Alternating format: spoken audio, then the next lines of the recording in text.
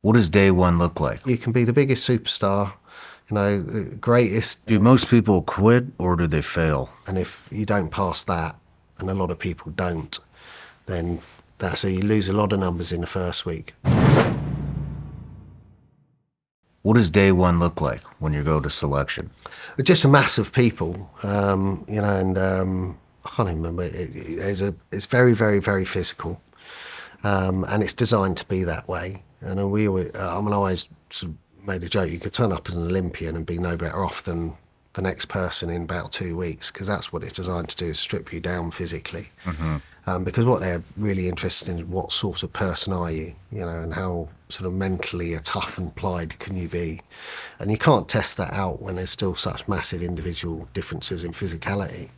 It's not that you can reduce everyone down to a level platform. How would they do that? There's runs all the time, carries up hills. Almost at every point you're getting run around to do something. There's some tuition in it, so they're teaching you some skills in how to then do test week, and they're building you up and developing. I mean, let's face it, no one's succeeding in their job if everyone fails everything. You need to get people through these. So ultimately I saw what they were doing as it was helpful, and the DS were extremely well trained, and they essentially preparing you, although it didn't feel like it. What's interesting about selection is you don't get any encouragement at all. That's one of the tests. It's seeing what's inside you. It's like, you don't get shouted at. I play a few games with you. I'll call you a name or two, right? They're not necessarily trying to be your friend, but they're certainly not giving you any encouragement, and you don't really get shouted at. If you've had enough, you get told to put your Bergen down.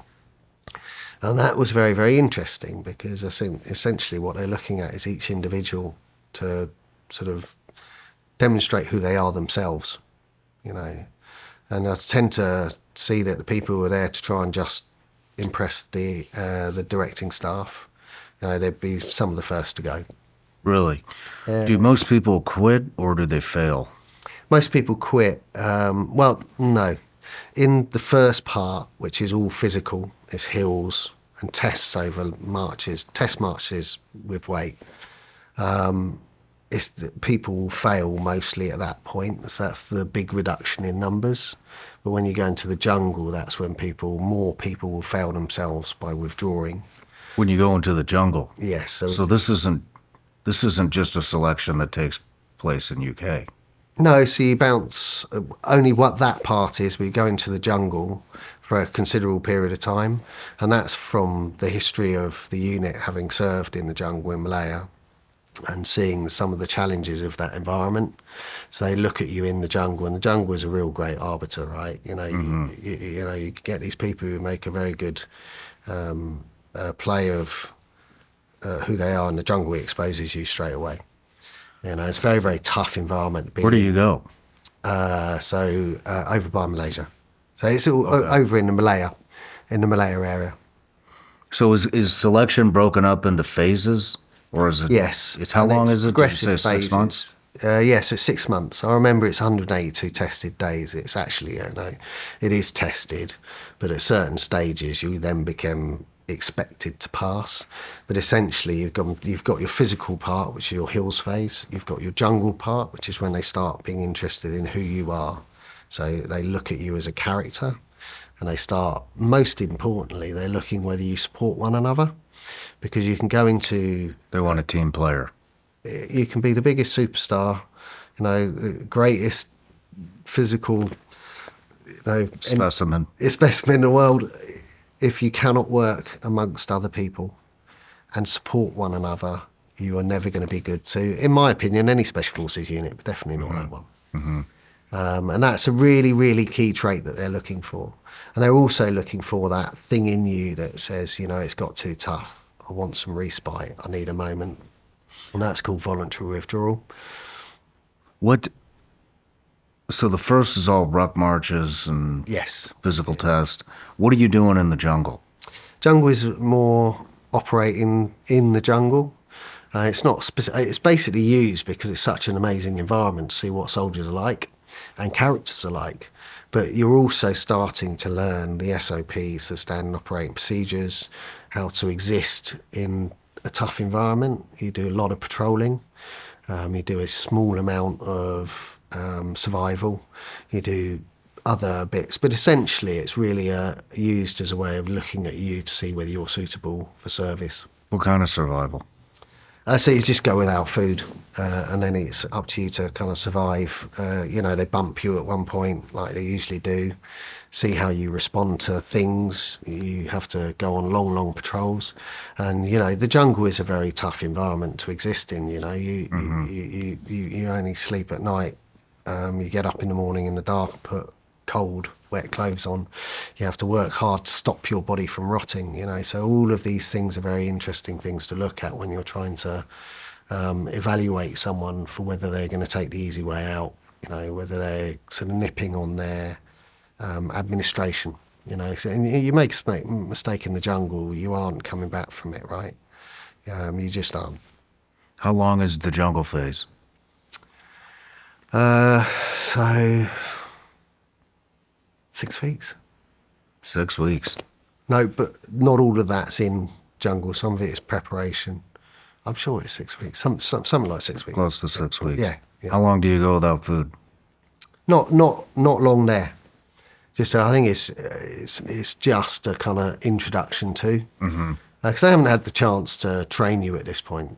I haven't had a chance to. Oh, so this is like light instruction, like very little Yeah, instruction. so most of all, they're looking at you. Okay. You learn enough to be quite basic in the jungle, patrol, set up your camps, whatever you do. They're really just looking Observing. at you. Yeah. Ranges in the jungle are extremely tough. The environment is really kind of quite oppressive. You can't see far. Again, you have to rely on a lot of your instincts to tell you what's going on. It's very noisy, can be very wet. Everything's trying to eat you, and it's all really small. And it can be very, very uncomfortable. If you take shortcuts on your administration, you'll quickly become ill. Your body will start having problems and rotting. So all of these things they can just allow to happen. You do some really, really tough physical tests. It's very, very humid. The hills there are very, very steep. So you do some very, very tough physical tests, and they're looking for that moment. You say, look, I'm done. I'm done, or and the vast majority of people who say that, they've kind of changed their mind quite soon after. But that's what they're looking for. Where do you go after jungle phase? So they do a review of everyone, and then they pass or fail you afterwards, the ones that have done. And you go and do a series of different courses, sort of tuition courses. So you cover stuff like signals, I think. I might be getting the order mixed up here, but you do your skills and you learn various things. But the significant phases, then you start going into mastering basic OP. So living close with people in holes and mastering some sort of elementary elements of surveillance and reconnaissance. Then you I think do some parachuting for the ones who are not. So for us, I was a trained paratrooper already, so I didn't have to do the basic part. Just had to convert onto different parachutes. There's an element of starting to do sort of multi-floor, multi-room combat, which is, CQB is very, very tough testing environments. The margins are very small and the arcs are down, so that can be a challenge for certain people. And again, all of these things, if they deem you unsafe, then ultimately they fail you. The last thing people want in these sorts of roles is people who are out of their depth all the time. So that's why it's called pass or fail all the way through. Mm-hmm. But it's unlikely you're going to start failing after that. After CQB? No, so there's an escape and evasion phase. It's quite iconic. And it's split up into how to survive out in the wild, out in unsupported environment, and then there's a part where you just get chased around by a hunt force, and there's another part where you go and you have your introductions to interrogation phases and things like that.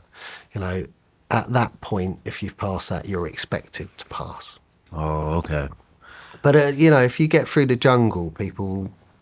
That's the majority. Yeah, you'd be like, you don't want to lose people after that. I did pick up on it. But it's not supposed to be friendly, but you kind of, this is a joint effort. And there was a level of trust in it. The way I went about selection is, I was like, I'm just going to be here. I'm never going to question whether I'm good enough or not, because actually it's up to the DS to tell you that, and they will do. And actually, if you're going to be failed, and I found it was a better way to go about it for me. I didn't have to keep questioning, am I good enough for this? Have I done well enough? You cannot go through that period of training and not have a couple of mistakes. You have a couple of safety calls, all that sort of stuff, and that can weigh heavily on you if you let it. So you just accept it. It's moved on. Do you know what? It's your decision. At the end of the day, you're either going to get carried off because you're injured, or you're going to get failed because you're not good enough. Mm-hmm. And that was a good enough sort of stage for me, and essentially, it's not comfortable. It's not meant to be comfortable. And parts of it are enjoyable, but only very, very small parts.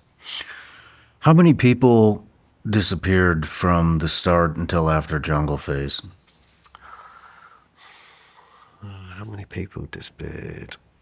So if I remember rightly, I think after the jungle, we're down to roughly about 36. Oh, shit. I don't know why 36 sticks out. Yeah. So, but the main loss of numbers is on the physical phase. Gotcha. At the start. And I don't think selection's changed much. It's a tried and tested pathway, and it prepares people very well, but they may have adjusted certain parts of it now. And the way they do it. But essentially, there's a test at the end of the first week. And if you don't pass that, and a lot of people don't, then so you lose a lot of numbers in the first week and down. But, it's pointless staying on the course if you're never going to make it to the end, right? It's better to sort everyone out quite early, look at things. And I don't know why 36 stands in my head, but it does. I'm pretty sure it's 36 by the end of that phase. And then we only lost, I think, another 10. Wow. I think so. And they're so down split. from about roughly 240 people to 26 by the end. I think so, yeah. And they were split between the two units, SAS and SB. How do you know? Well, we'll get there. So what happens when you pass everything? No matter where you're watching Shawn Ryan Show from, if you get anything out of this, please like, comment, subscribe, and most importantly, share this everywhere you possibly can. And if you're feeling extra generous, please leave us a review on Apple and Spotify podcasts.